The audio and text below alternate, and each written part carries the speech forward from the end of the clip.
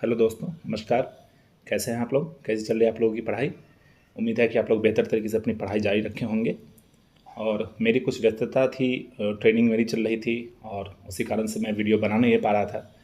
अब मेरी पोस्टिंग हो गई है तो अब मैं आप लोगों के लिए उपलब्ध हूँ और मैं कोशिश करूँगा कि आप लोगों को बेहतर से बेहतर मार्गदर्शन मुहैया करवा सकूँ। जो गलती मैंने की वो गलती आप लोग ना करें। और आने वाली जो बीपीएससी 70वीं का एग्जामिनेशन है, आप सब लोग जानते हैं कि ये बहुत बड़ा वैकेंसी होने वाला है।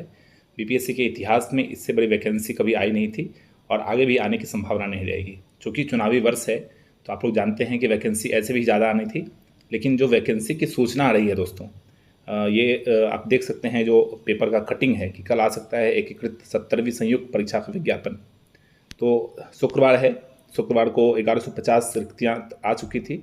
और अगर आप देखेंगे तो बीपीएससी में जो सामान्य प्रशासन है, वो सामान्य प्रशासन बीपीएससी को अब तक कुल 1500 रिक्ति, जहाँ तक सूचना प्राप्त हुई है, तो कुल 1500 रिक्ति भेजा जा चुका है और उसका नोटिफिकेशन कभी भी जारी हो सकता है। तो अब उम्मीद ये है कि नोटिफिकेशन आज जारी हो जाए या कल जारी हो जाए, वो अपने हाथ में नहीं है। अपने हाथ में है ये कि हम स्टडी कर सकें। और ये वैकेंसी दोस्तों बहुत महत्वपूर्ण इसलिए भी हो जाती है कि ये बहुत ही क्वालिटी वैकेंसी है, क्योंकि इसमें अगर देखेंगे तो 800 सीट तक, अगर एसडीएम की बात करें, डीएसपी की बात करें, आरडीओ की बात करें जिसको वीडियो के नाम से जानते हैं आप, आरओ की बात करें जिसको सीओ के नाम से जानते हैं, सीटीओ की वैकेंसी है, बिहार शिक्षा सेवा की वैकेंसी है।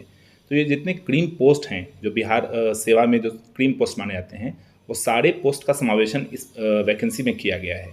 इससे पहले 64वीं की वैकेंसी आई थी, वो भी 1400 के करीब में थी, लेकिन उसमें बहुत सारे अच्छे पोस्ट समाहित नहीं किए गए थे। लेकिन आप इस वैकेंसी को देखेंगे तो बहुत सारे अच्छे पोस्ट समाहित किए गए हैं और आपके पास एक मौका है कि अपने जुनून से इस पद को प्राप्त करें और इस पद को प्राप्त करके बिहार में सेवा अपना दे सकें और अपने जीवन को और बेहतर बना सकें।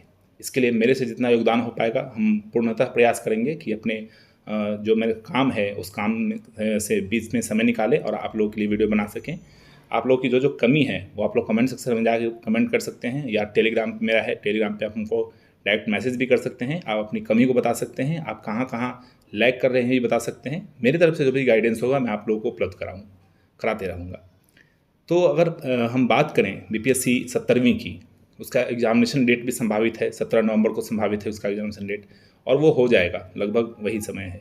तो अभी से अगर बात की है तो कुल आपके पास 60 डेज़ बचे हैं। देखिए, ये एग्जामिनेशन मैं बार बार बोलता हूँ कि ये एग्जामिनेशन पढ़ने के साथ साथ एक समन्वय का एग्जामिनेशन है कि कैसे आप चीज़ों को कोऑर्डिनेट कर सकते हैं, कैसे कोऑर्डिनेट कर पाते हैं चीज़ों को, कैसे टैकल कर पाते हैं। पहले का जो बीपीएससी का एग्जामिनेशन था 65 से पहले, उसका पैटर्न अलग था, अभी का पैटर्न अलग है। और अब तो नेगेटिव मार्किंग के साथ साथ अगर देखेंगे 69वीं के बीपीएससी के पेपर का अवलोकन करेंगे तो आप देखेंगे कि पूर्णतः पैटर्न बदल चुका है। वो यूपीएससी के आधार पे, या अगर आपने यूपी पीसीएस का एग्ज़ाम दिया होगा तो उस आधार पे बीपीएससी ने अब प्रश्न बनाना शुरू किया है। तो आपको क्या करना होगा इसमें, आप अपने अच्छे तरीके से चीज़ों को अवलोकन करने के साथ साथ आप चीज़ों में समझ विकसित करिए। समझ विकसित करने का मेरा अभिप्राय ये है कि आप थोड़े से मानक पुस्तक, चूँकि अभी समय नहीं है, लेकिन फिर भी अगर आपको एग्जामिनेशन क्वालिफाई करना है तो आपको बियॉन्ड जाना पड़ेगा। रूमी की एक शायरी है कि फितूर होती है हर उम्र में जुदा जुदा, खिलौने, माशुका, रुतबा और फिर खुदा। तो हर उम्र का एक जो फितूर है वो अलग अलग होता है। तो आप इस उम्र में जो आपकी फितूर है उसको आप फुलफ़िल कर सकें, और उसको फुलफ़िल करने के लिए आप अपने पूरे जज्बात को लगा दीजिए, जितनी क्षमता है उसको लगा दीजिए। क्योंकि ये एग्जामिनेशन जो आप देने जा रहे हैं उसको देने का निर्णय आपने खुद लिया है, ना कि कोई दूसरा आपको थोपा है। आपको ऑफिसर खुद से बनना है, ना कि किसी दूसरे को बनना है। तो जो डिसीजन आपने खुद लिया है और अपने प्रति आप ईमानदार नहीं है, तो आप सोच के देखिए कि आप किसके प्रति ईमानदार हो सकते हैं। तो जितनी जान बची है आपके अंदर पूरी जान लगा दीजिए। हमसे इतना सहयोग हो पाएगा हम करेंगे, आपको अलग से कहीं सहयोग मिलता है आप अलग से कीजिए। और बीपीएससी पीटी निकालने का मेरा फेल करने का भी अनुभव रहा है, पास करने का भी अनुभव रहा है। तो मेरा मानना ये है कि आपको करना तो 100 क्वेश्चन ही है, पूरा 150 करना तो है नहीं, 100 क्वेश्चन के अंदर ही कट जाएगा। तो उसके लिए क्या क्या ज़रूरी होगा मैं सिर्फ आपको वही बताऊंगा कि क्या क्या करने से आप पीटी क्वालिफाई कर सकते हैं। सिर्फ आपको क्वालिफाई करना है, यहाँ टॉप नहीं करना है। तो क्या क्या करने से और क्या क्या नहीं अगर करेंगे आप, तो आप एग्जामिनेशन बच सकते हैं, और क्या क्या करने से पास कर सकते हैं, मैं दोनों चीज़ यहाँ बताने का प्रयास करूँगा। आप लोगों को पता ही है कि सब्जेक्ट बीपीएससी में कौन कौन से होते हैं, फिर भी मैं ब्रीफ कर दूंगा आपको। अगर आप देखेंगे तो हिस्ट्री होता है, ज्योग्राफी है, पॉलिटी है, इकॉनमी है, साइंस है, बिहार स्पेशल है, करंट अफेयर है और मैथ रीजनिंग है। तो अगर आप देखेंगे दोस्तों बीपीएससी में, तो ये जो 4 सब्जेक्ट होते हैं, ठीक है। 4 सब्जेक्ट मतलब एक हिस्ट्री, दूसरा आप साइंस कह सकते हैं, तीसरा बिहार स्पेशल और चौथा करंट अफेयर। तो इसकी जो भूमिका है वो बहुत ही महत्वपूर्ण हो जाती है। ठीक है। अगर आप बात करें तो ये सारों सब्जेक्ट से मिला के लगभग 100 प्लस क्वेश्चन रहते हैं। तो 100 क्वेश्चन प्लस में अगर आपने अच्छी तैयारी की है तो मैं बहुत ज़्यादा नहीं बोलूँगा, लेकिन 70 क्वेश्चन आप कर सकते हैं। ठीक है, इन 100 क्वेश्चन में से। ठीक है, तो अगर आप 70 क्वेश्चन कर लेते हैं तो बाकी आपके पास मात्र 20 या 25 क्वेश्चन करने को बचते हैं उधर वाले सेक्शन से। ठीक है, तो आप इसको बहुत अच्छे तरीके से कर सकते हैं। अगर बुक लिस्ट की बात करें कि जो बुक लिस्ट मैंने फॉलो किया था एग्जामिनेशन निकालने के लिए, ये मैं सारी चीज़ें मैं वही बताऊंगा जो मैंने फॉलो किया था, जिस विधि से मैंने एग्जामिनेशन निकाला था वो सारी चीज़ वही आपको बताऊंगा, क्योंकि ये ओके टेस्टेड प्रक्रिया है। आप इस प्रक्रिया से जाके एग्जामिनेशन को निकाल सकते हैं। ठीक है, तो और हिस्ट्री की बात करेंगे तो एंशिएंट हिस्ट्री में आर.एस. शर्मा है। ठीक है, जो 11th की एनसीईआरटी है आप उसको पढ़ सकते हैं। सतीश चंद्रा है, वो 11th की एनसीईआरटी है, मिडवल के लिए पढ़ सकते हैं, और मॉडर्न के लिए स्पेक्ट्रम पढ़ सकते हैं। ठीक है, अगर आपके पास समय हो तो ये तीनों किताब पढ़िए। और अगर आप देखेंगे दोस्तों तो ऐसा लोगों को लगता है कि अभी के समय में हम बता रहे हैं कि आप एनसीईआरटी जाके पढ़िए, कितनी बल्कि चीज़ें हैं, लेकिन आप सही से दोस्तों पढ़ेंगे तो ये 2 दिन की किताब है आर.एस. शर्मा, या 2 दिन की किताब है मेडिवल हिस्ट्री। ठीक है, क्योंकि मैं आपको लिस्ट भी दूंगा कि पूरी की पूरी किताब नहीं पढ़नी है। बीपीएससी का एक फिक्स पैटर्न है। आप मेडिवल हिस्ट्री की बात करेंगे तो मात्र 5 या 6 शासक हैं जिससे कि सारे क्वेश्चन पूछे जाते हैं।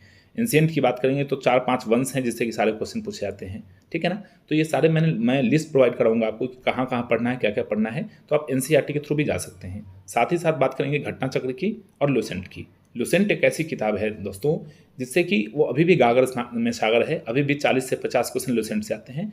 तो हर सेक्शन में आप क्या करें कि लुसेंट का अध्ययन जरूर करें, और साथ ही साथ घटना चक्र लगा ले, नई वाली घटना चक्र ले लें, और उसमें जितने क्वेश्चंस हैं उसके पैटर्न को आप पकड़िए और उस पैटर्न पे आप क्वेश्चन को लगाइए, और साथ साथ उसके जो एक्सप्लेनेशन दिए हुए हैं दोस्तों वो एक्सप्लेनेशन जरूर पढ़ें आप। ठीक है, फिर बात करेंगे ज्योग्राफी की। तो ज्योग्राफी में भी आप देखेंगे तो 11-12 की जो एनसीईआरटी है आप उसको पढ़ सकते हैं, साथ में घटना चक्र और लुसेंट।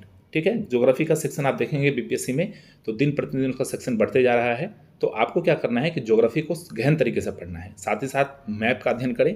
जो चीज़ न्यूज़ में है, जैसे इजराइल है, गाजा पट्टी है, तो जो चीज़ें न्यूज़ में आ रही हैं उसको पढ़ें। उसके इर्द गिर्द कौन सी नदी बह रही है, कौन सा समुद्र से घिर रहा है, कौन सा कनेक्शन हो रहा है, कौन सा वाइल्ड लाइफ सेंचुरी है, उन सारी चीज़ों को जरूर देखें, क्योंकि बीपीएससी इस तरह के क्वेश्चन को बनाने की प्रक्रिया आरंभ कर चुका है और वो और भी डीप जाएगा। तो थोड़ा सा छिछला पढ़ने के बजाय आप क्या करें कि डीप पढ़ने का शुरुआत करें। और ये जो मैं बता रहा हूँ एनसीईआरटी वो सिर्फ एक दिन का एक किताब होता है दोस्तों। अगर आप सही ढंग से बैठते हैं 6 घंटा 8 घंटे एक दिन में आप निकाल पाते हैं तो आप क्या कर सकते हैं, इस किताब का अध्ययन कर सकते हैं। ठीक है, बात अगर पॉलिटी की करें दोस्तों तो पॉलिटी ऐसा सेक्शन है बीपीएससी में जो 10 से लेकर 15 के बीच में क्वेश्चन उससे आते हैं। और अगर आप लक्ष्मीकांत के कुछ चैप्टर्स को कर लेते हैं और साथ ही लुसेंट को कर लेते हैं, मेरा मानना है कि अगर लक्ष्मीकांत आप नहीं भी करते हैं पॉलिटी में, क्योंकि मैं सिर्फ उन व्यक्तियों की बात कर रहा हूँ यहाँ पे कि जो सीरियस हैं, जो सीरियस कैंडिडेट रहे हैं, 2 नंबर 4 नंबर से उनका एग्जाम छूटते आ रहा है, क्योंकि जो नए कैंडिडेट हैं उनके लिए 2 महीना में एग्जामिनेशन क्वालिफाई करना थोड़ा सा मुश्किल है। असंभव कुछ नहीं है, थोड़ा सा मुश्किल है। तो जिन्होंने एक बार किताब पढ़ा है, एक बार पैटर्न को समझा है, मैं उनकी बात कर रहा हूँ। तो अगर आपने लक्ष्मीकांत पढ़ा है, मोटा मोटी अनुभव है आपके पास, मोटा मोटी आप चीज़ों को जानते हैं, तो आप क्या कर सकते हैं कि लक्ष्मीकांत को स्किप भी कर सकते हैं। सिर्फ अगर लुसेंट का अध्ययन आप करके जा रहे हैं तो जो पॉलिटी के क्वेश्चन आते हैं तो 15 में से आप 10 से 12 की बनाने के कंडीशन में रहेंगे। ठीक है, तो आप सिर्फ लुसेंट भी प्रेफर कर सकते हैं पॉलिटी में, क्योंकि देखिए ये गेम है, इस गेम को आपको समझना पड़ेगा कि ऐसा नहीं कि 8 सेक्शन है तो मैं 8 सेक्शन को पूरा दूंगा, तो ये आप फिर एग्जामिनेशन से फिर बाहर हो जाएंगे। आपको समझना पड़ेगा कि कहाँ पे खेलना है। आपने जब रोहित शर्मा की बैटिंग देखी होगी तो वो 6 मारने के लिए बहुत मशहूर है, लेकिन कहाँ पे डक करना है, कहाँ पे चीज़ों को डिफेंस करना है, वो भी बहुत अच्छे तरीके से जानते हैं वो। ठीक है, तो आपको भी समझ में आता है कि कहाँ पे आपको खुल के खेलना है और कहाँ पे आपको रुक के खेलना है। ओके, फिर अगर बात करेंगे इकॉनमी की तो इकॉनमी में आप मैक्रो इकॉनमी देख सकते हैं जो एनसीईआरटी है 12th क्लास की, जिसको आप समष्टि अर्थशास्त्र कहते हैं, और साथ ही में लुसेंट को देख सकते हैं। वहाँ से जितने भी लुसेंट में छोटी छोटी चीज़ दी हुई हैं, छोटे छोटे कॉन्सेप्ट दिए हुए हैं, परिभाषाएं दी हुई हैं, उसको समझने का प्रयास करेंगे। जीडीपी क्या है, जीएनपी क्या है, एनएनपी क्या है, कैसे उसको प्राथमिक घाटा कैसे कहा जाता है, फिजिकल डेफिसिट क्या कहा जाता है। ठीक है, तो ये सारी चीज़ों को थोड़ा सा कॉन्सेप्ट समझने का प्रयास करेंगे, क्योंकि बीपीएससी अब थोड़ा सा कॉन्सेप्चुअल क्वेश्चन पूछे जा रहा है। लेकिन अगर बात करें इकॉनमी में तो आप देखेंगे बदलते पैटर्न में कि बजट और इकॉनमी जो सर्वे होता है वो इंडिया की बात करें और बिहार की बात करें तो बिहार क्या कर रहा है ना कि बीपीएससी एग्जामिनेशन इस पर फोकस कर रहा है, इसमें डेटा के साथ खेलता है वो, और इसमें जितने भी डेटा संबंधित सूचनाएं हैं उनको बीपीएससी ने लगातार पूछा है। तो आप जो बजट और इकोनॉमी सर्वे है उसका या तो खुद का नोट्स बना लें, या बहुत सारा कंपाइलेशन मार्केट में आ चुका है, आप वहाँ से भी जाके उसको देख सकते हैं। या हो सकता है मैं बजट और इकोनॉमी सर्वे पे एक पर्टिकुलर वीडियो ही बना दूँ, जितने भी फैक्ट होंगे उसको मैं समाहित कर दूंगा और आप लोगों को दे दूंगा, जिससे कि एग्जामिनेशन की सारी चीज़ें जो प्रीलिम्स रिलेटेड है वो आपको पूरा हो जाएगा। ठीक है। फिर अगर बात करें साइंस का, तो ये बहुत ही मेजर सेक्शन है दोस्तों, और इसमें एक ऐसा चीज़ है जिसको कहा था कि साइंस है जिसमें आपकी 100% स्कोर कर सकते हैं। ठीक है, क्योंकि ये साइंटिफिक सब्जेक्ट है और आप कर भी सकते हैं। और साइंस को आप कभी भी स्किप नहीं कर सकते हैं, क्योंकि दोस्तों आप देखेंगे बीपीएससी के पीछे एग्जामिनेशन में जाके तो हमेशा साइंस का वेटेज बढ़ा है। ठीक है, तो 30 प्लस आप देखेंगे 30+ क्वेश्चन तो पूछे ही पूछे जा रहे हैं। तो ऐसी स्थिति में साइंस को छोड़ना, या साइंस को अगर आप साइंस बैकग्राउंड से नहीं भी हैं तो घबराने की कोई ज़रूरत नहीं है। आप रट्टाफिकेशन पे आ जाइए, आप रट जाइए चीज़ों को, अभी समझने की कोई ज़रूरत नहीं है। ये ज़रूरत नहीं है कि हम समझेंगे कि माइटोकॉन्ड्रिया कैसे फंक्शन करता है, क्या उसका वर्क है, लाइसोसोम को आत्महत्या की थैली क्यों कहा जाता है, समझने की ज़रूरत नहीं है। आप रट जाइए कि लाइसोसोम है, इसको आत्महत्या की थैली कहा जाता है, गोल्गी बॉडी का ये काम है, ये कहा जाता है, मनुष्य के पाचन तंत्र में ऐसी चीज़ें हैं, ये कहा जाता है। इसको आप रट जाइए। ठीक है, क्योंकि आपका दूसरा ऑप्शन नहीं है।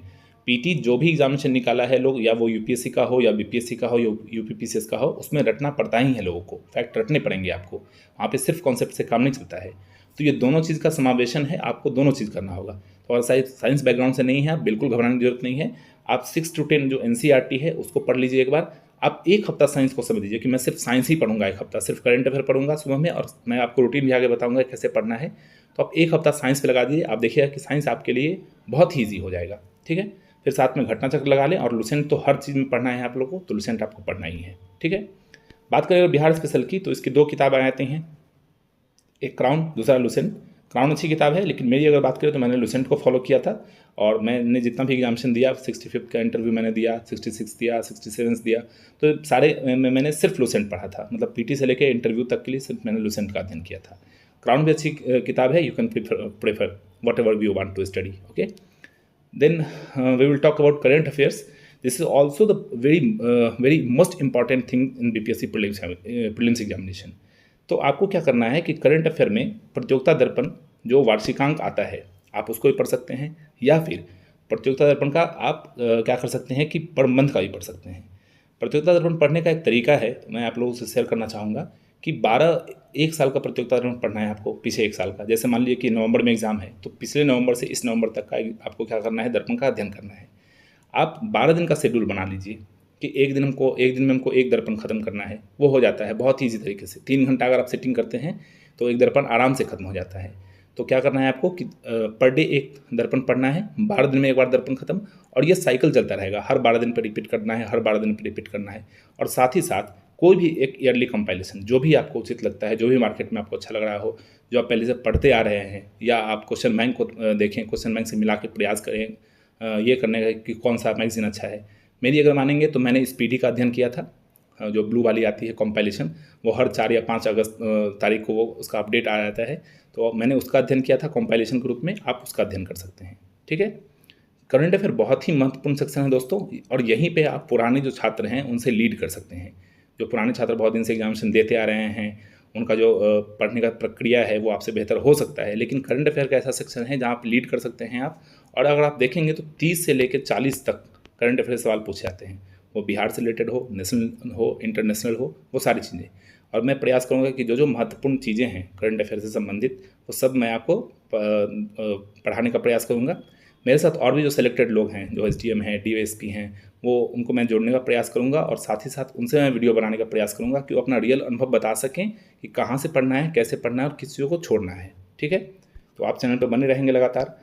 फिर बात करेंगे मैथ की, तो मैथ में आपको कुछ नहीं करना है, बस आप प्रीवियस ईयर क्वेश्चंस को देख लें, और अगर सम चैप्टर्स ऑफ आर.एस. अग्रवाल देख लेते हैं आप, तो वो भी आपको फ़ायदा करेगा। ठीक है, सिर्फ प्रीवियस ईयर क्वेश्चंस को देख लें। प्रीवियस ईयर क्वेश्चंस को देखने से आप क्या कर सकते हैं कि मैथ के 7-8 सवाल आप हल कर सकते हैं। ठीक है दोस्तों, अब बात करते हैं रूटीन की। ठीक है, कि पढ़ा कैसे जाए आखिर। तो जो मेरा पढ़ने का तरीका था दोस्तों, अगर मान लीजिए आप मॉर्निंग में सुबह 7 बजे से शुरू करते हैं, बहुत रेडिकल नहीं होते हैं हम कि 5 बजे से पढ़ना है, 7 बजे से पढ़ना शुरू करते हैं, तो 7 से 10 आप क्या करें कि करंट अफेयर को दे दें। ठीक है,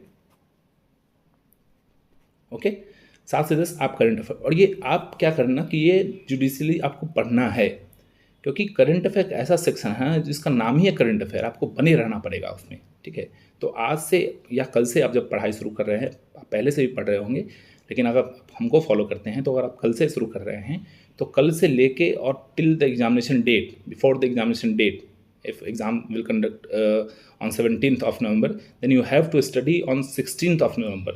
ओके, तो आपको क्या करना है कि आज से लेके 16 तारीख तक लगातार करंट अफेयर में आपको 3 घंटा समय देना है, ठीक है। फिर आप समय को विभाजित कर दें, 4 सब्जेक्ट लेके चलें एक साथ साथ करंट अफेयर को। 4 सब्जेक्ट मैंने जो आपको बताया है कि हिस्ट्री है, बिहार स्पेशल है, साइंस है और ये क्या बोलते हैं कि हिस्ट्री है। तो इसको आप क्या करें कि 2-2 घंटा में बांट दें आप। एक तो ये साइंस आपका हो ही जा रहा है, बाकी बचे 3 सब्जेक्ट तो आप उसको 2-2 घंटा में बांट सकते हैं, 6 घंटा, ठीक है। और एक चीज़ और है कि किसी भी चीज़ को पढ़ने से पहले आप एक PYQ को जरूर लगाएं। आप घटना चक्र का PYQ ले सकते हैं, बहुत अच्छा दिया हुआ है, उसमें एरर कम है, उसमें आप देख सकते हैं उसमें, और उसमें सेक्शन वाइज भी दिया हुआ है, एक्सप्लेनेशन बहुत अच्छा से दिया हुआ है। तो कोई भी चीज़ पढ़ें, कोई भी चैप्टर पढ़ें या कोई भी किताब पढ़ें या कोई भी सब्जेक्ट पढ़ें, तो उसमें आप एक बार प्रीवियस ईयर क्वेश्चंस को जरूर पढ़ लें। उससे क्या होगा कि आपकी एक तो प्रीवियस ईयर क्वेश्चन रिपीट होते हैं, और दूसरा क्या होगा कि प्रीवियस ईयर क्वेश्चंस पढ़ने से आपको ये आइडिया लगेगा कि क्वेश्चन कहाँ से बन रहे हैं। क्योंकि आप सोच के देखिए कि अगर आप नए हैं, अगर आपको BPSC क्वेश्चन बनाने के लिए दे देती है तो आप क्या करेंगे? आप प्रीवियस ईयर क्वेश्चन को पहले देखेंगे कि इस परीक्षा में कैसे क्वेश्चन पूछे जाते हैं, और उसी पैटर्न पे आप क्वेश्चन को सेट करते हैं, ठीक है। तो प्रीवियस ईयर क्वेश्चन को जरूर देखें और उसके बाद आप पढ़ना शुरू करें, तो आपको एक विजन क्लियर हो जाएगा, आप वहाँ से पढ़ाई कर सकते हैं। साथ ही साथ आप क्या करें कि एक यूथ पब्लिकेशन की एक किताब आती है जिसमें सारे अभी तक जितने भी PCSC एग्जामिनेशन हुए हैं या UPSC हुए हैं उसके सारे के क्वेश्चन का कॉम्पाइलेशन दिया हुआ है। आप उसको 1 घंटा जरूर पढ़ें दोस्तों, ज़रूर से ज़रूर पढ़ें, मेरा अनुभव है इसमें। क्योंकि आप देखेंगे तो डायरेक्ट UP PCS से या MP PCS से या झारखंड से या राजस्थान से डायरेक्ट क्वेश्चन उठा के BPSC में डाल दिया जाता है। डायरेक्ट वो question same to same ditto होता है, उसमें कोई अंतर नहीं होता है। तो आप यहाँ पे क्या कर सकते हैं ना कि 5-10 क्वेश्चन आप नए विद्यार्थी से एज में जा सकते हैं जो वैसे अध्ययन नहीं कर रहा है, ठीक है। तो आपको देखिए अपनी पूरी जी जान लगा दीजिए, क्योंकि ये वैकेंसी ना दोबारा नहीं आने वाली है लाइफ में। और एक बार आप लाइफ में बन गए ना, मैंने फेल्योर भी देखा है दोस्तों, सक्सेस भी देखा है दोस्तों, तो ये बहुत ही बेहतरीन अनुभव है। जब आप सक्सेस होते हैं तो आपको लगता है कि ये मैं अपने पैर पे खड़ा हूँ, आपको कोई कुछ बोल नहीं सकता है, आप बहुत अच्छे हो जाते हैं। उसके बाद सारे लोगों के लिए अच्छा, जिनके लिए आप बुरे होते हैं उनके लिए अच्छे हो जाते हैं। तो ये सारी चीज़ों जो अनुभव है वो आपको बनने के बाद प्राप्त होगा। आप विपाट जाएंगे, वहाँ भारत दर्शन की का जो प्रोग्राम है वो बहुत ही बेहतरीन है। तो ये सारी चीज़ें आपके हाथ में हैं, आप शुरू कर सकते हैं और आप ही इसको अंजाम तक पहुंचा सकते हैं, ठीक है। तो मेरे से जितना सहयोग हो पाएगा हम सहयोग करने का प्रयास करेंगे। तो आपको क्या करना है कि अपना 100% दे देना है। आप सारी चीज़ों को 2 महीने के लिए साइड कर दीजिए, जो भी चीज़ें हैं। अगर आपकी शादी भी हो रही है दोस्तों, तो मेरा मानना है कि आप शादी को टाल दीजिए नवंबर में। आप शादी की बोलिए कि घर वाले को मैं शादी बाद में करूँगा या बाद में करूँगी, कुछ नहीं बिगड़ जाएगी इससे 1-2 महीने से। फरवरी मार्च में जो इसका मेंस हो जाएगा, उसके बाद आपको जो करना हो कीजिए, ठीक है। मैं इतना तक बात कर रहा हूँ कि जो भी चीज़ें हैं उसको टाल दीजिए, ठीक है। और पूरा का पूरा जान लगा दीजिए, ये वैकेंसी दोबारा नहीं आएगी, ये मेरा मानना है। और इतनी क्वालिटेटिव वैकेंसी तो बिल्कुल नहीं आएगी, ठीक है। मेरे से जो सहयोग अपेक्षित होगा आप लोगों को मैसेज कर सकते हैं, मैं मैसेज प्रोवाइड करने का प्रयास करूँगा। और फिर मिलते हैं नेक्स्ट वीडियो में। मैं प्रयास करूँगा कि सब्जेक्ट वाइज वीडियो मैं आप लोगों के लिए लेके आऊँ, और उसमें जैसे जैसे मुझे फुर्सत होगा मैं आप लोगों के लिए वीडियो बनाऊँगा। और आपकी जो भी क्वेरी है आप डायरेक्ट हमको टेलीग्राम में पूछ सकते हैं,